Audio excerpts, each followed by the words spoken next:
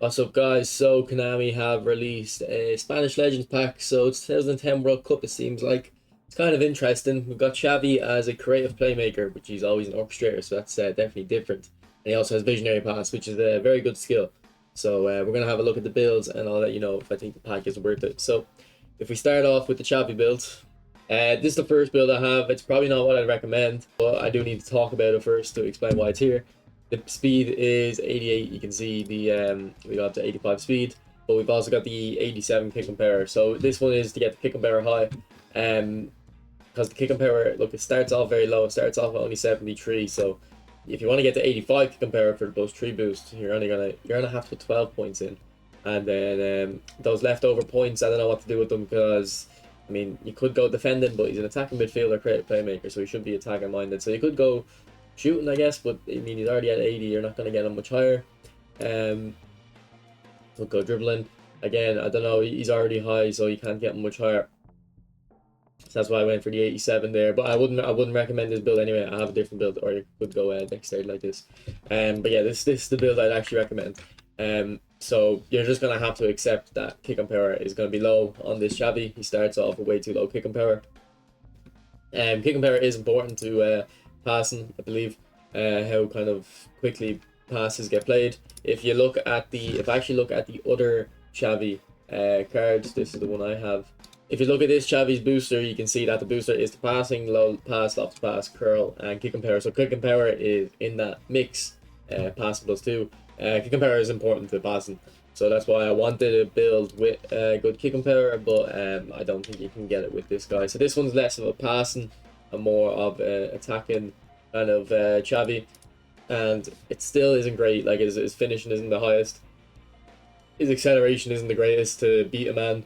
His dribbling is good though, and his passing is good. His passing is good, and you're going to need it. Now, if we look at his skills, we'll have a discussion here because I do think it makes or breaks the card.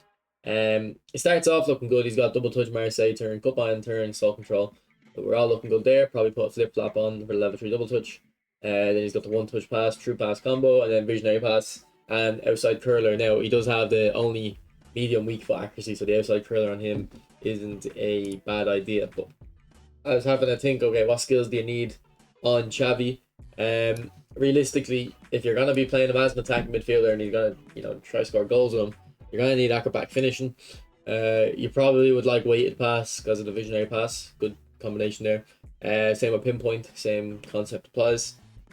You'd also like long range shooting, and you'd probably want long range curler as well. That wouldn't be as necessary, just because I think knock on finesse has gotten nerfed a little bit, so you don't have to rely on the knock on finesse as much.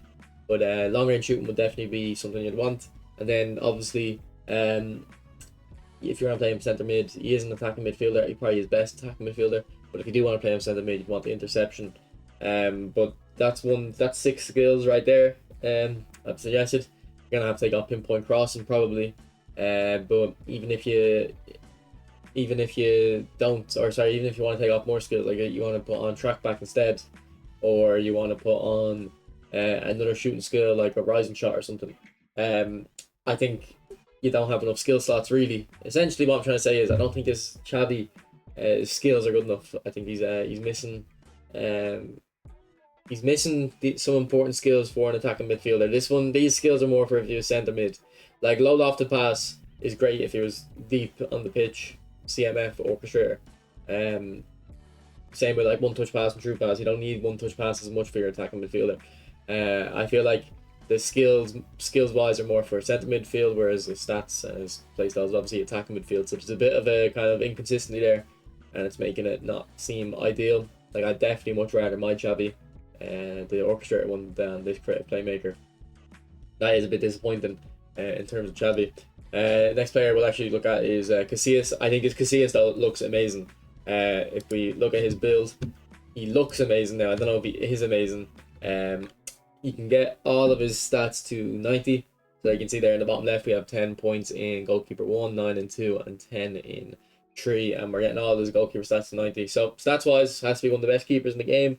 Although he is only 185 centimeters, where Petr Cech is probably near 200.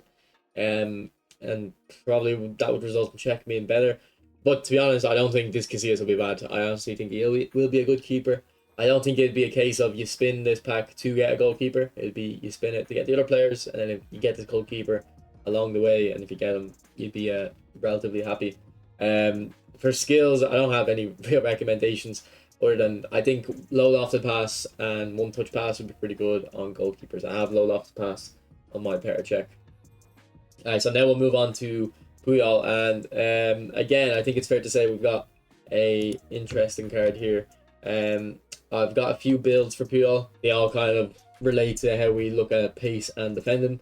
So this is a high pace build. If we take the boost off for a sec, you can see we're still getting every defending stat above 85.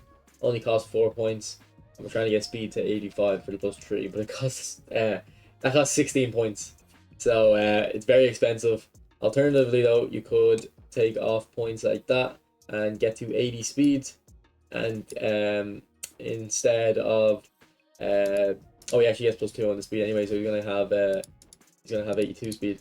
But instead of leveling the speed, level the dexterity and make a really high acceleration centre back. Now, I always recommend speed over acceleration for defenders.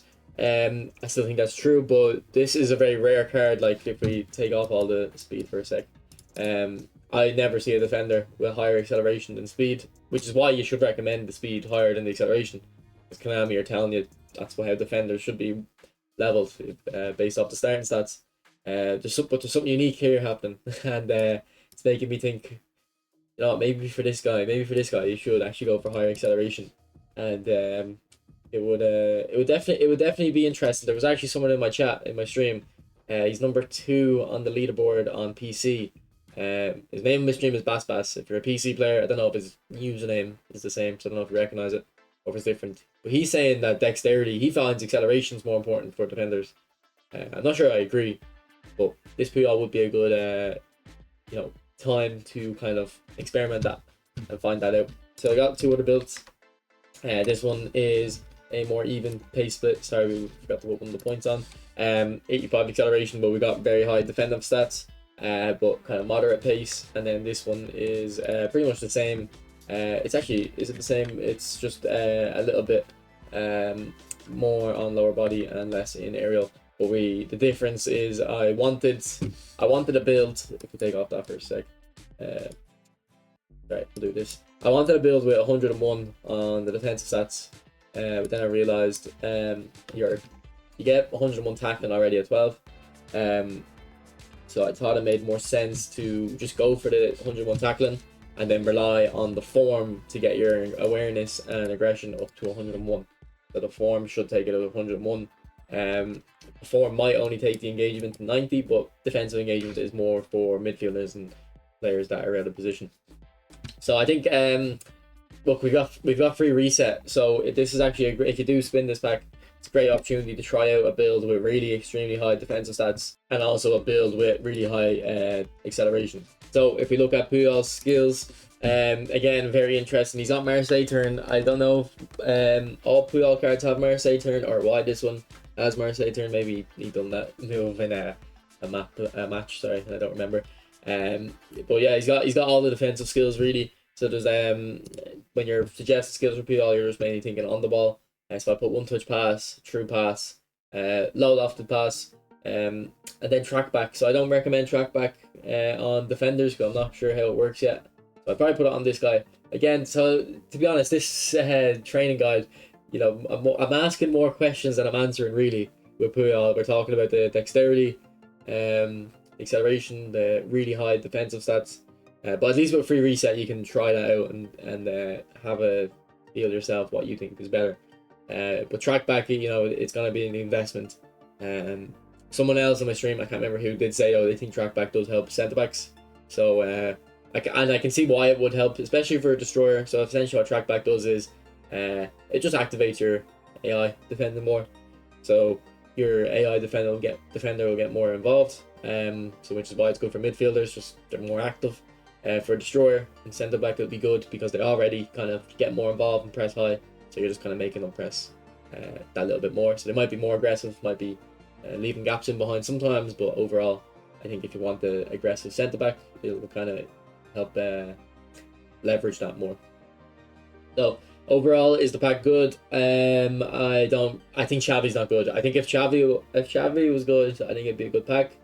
But first off, I don't think Xavi should be an attacking midfielder. I think he'd be better off as an orchestrator.